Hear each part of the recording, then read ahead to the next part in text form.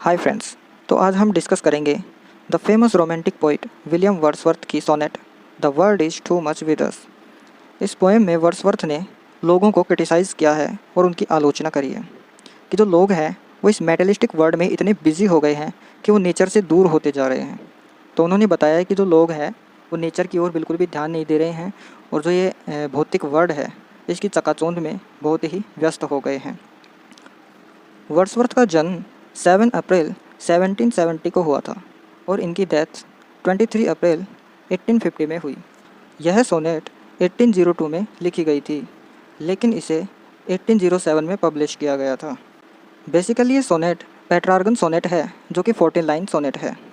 इसे दो पार्ट में डिवाइड किया गया है, एक इसका ऑक्टेव पार्ट है और दूसरा इसका सेस्टेस्ट पार्ट है।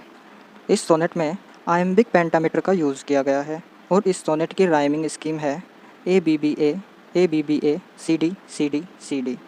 इसके ऑक्टेव पार्ट में पोइट ने एक प्रॉब्लम बताई है कि किस तरह से लोग हैं वो नेचर से दूर होते जा रहे हैं और इस मेटलिस्टिक वर्ल्ड में बिजी होते जा रहे हैं कि उन्हें नेचर से कोई मतलब है ही नहीं।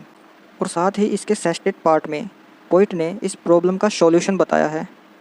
तो आइए हम इस पोएम को पढ़ते हैं लाइन बाय लाइन और इस पोएम की समरी को देखते हैं।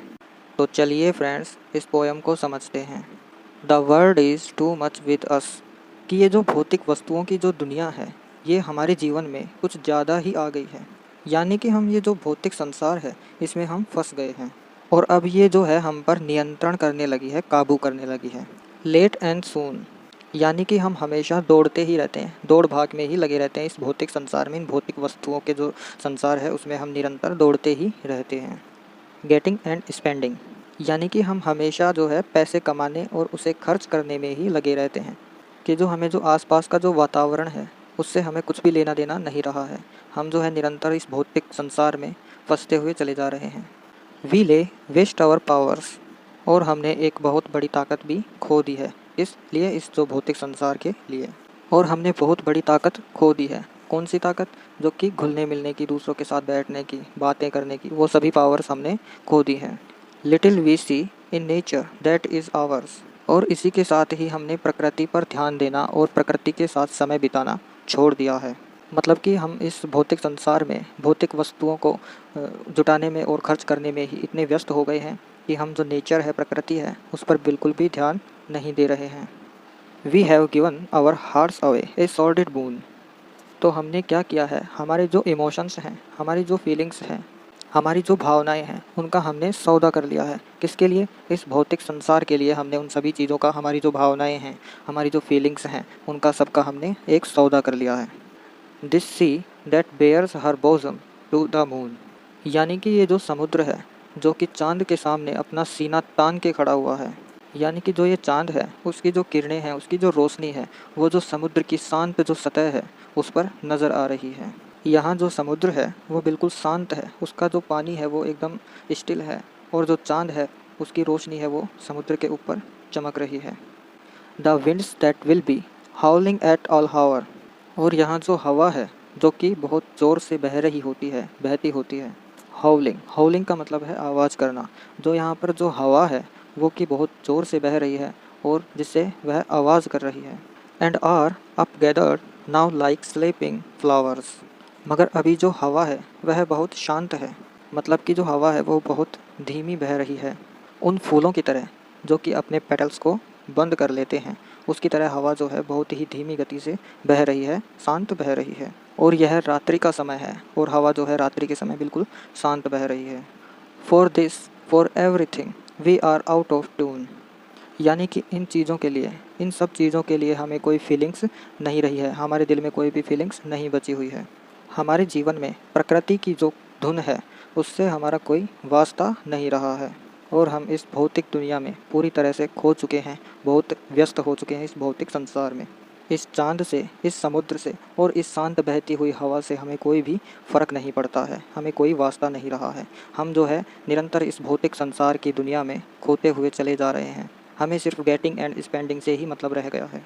इट मूव्स अस नॉट, और चूँकि हमें इस प्रकृति के लिए कोई इमोशंस नहीं हैं, मन में उनके लिए कोई भावनाएं नहीं हैं, इसलिए हमें इन सब चीज़ों से कोई फ़र्क नहीं पड़ता है। ग्रेट गॉड, यानी कि हे भगवान, I would rather be a pagan suckled in a creed outworn. Poet यहाँ कह रहा है कि इस प्रकार की ज़िंदगी जीने से तो अच्छा है कि मैं एक पैगन बन जाऊँ। पैगन जो होता है कि जो लोग मूर्तियों की पूजा करते हैं, यानी कि बहुत से भगवानों को मानते हैं, मूर्ति पूजन करते हैं, उन्हें पैगन कहते हैं। पोइट कह रहा है कि इससे अच्छा तो मैं एक ऐसे धर्म में जन्म लेता जहाँ पर लोग बहुत से भगवानों की पूजा करते हैं, बहुत सी मूर्तियों की पूजा करते हैं। तो ऐसे धर्म में मैं जन्म लेता इससे अच्छा तो, और चाहे वह धर्म कितना ही पुराना क्यों ना हो गया हो, मुझे ऐसे धर्म में जन्म लेना चाहिए था। So might I standing on this pleasantly. Lea का मतलब होता है घास का छोटा सा मैदान।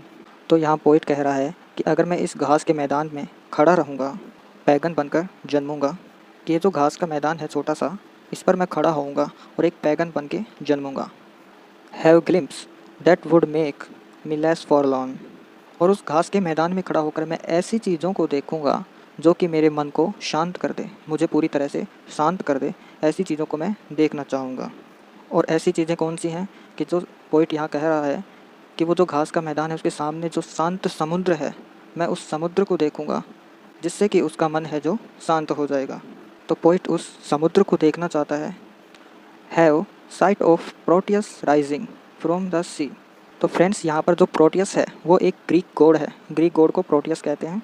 तो पोइट यहाँ पर क्या कह रहा है कि वो जब समुद्र को देखेगा तो हो सकता है उस समय जो प्रोटियस है, जो ग्रीक गॉड है प्रोटियस, वो उसे समुद्र से बाहर निकलता हुआ दिख जाए, उसकी नज़र प्रोटियस पर पड़ जाए। और here all Triton blow his red horn. तो फ्रेंड्स, यहाँ पर ट्राइटन भी एक प्रोटियस की तरह ही एक ग्रीक गॉड है। तो पोइट यहाँ पर कह रहा है कि जब वह समुद्र को देखेगा तो शायद उसे ट्राइटन के शंख की आवाज़ भी सुनाई दे जाए। तो ट्राइटन जो शंख बजाएगा तो हो सकता है कि उसके शंख की आवाज़ भी पोइट को सुनने को मिल जाए।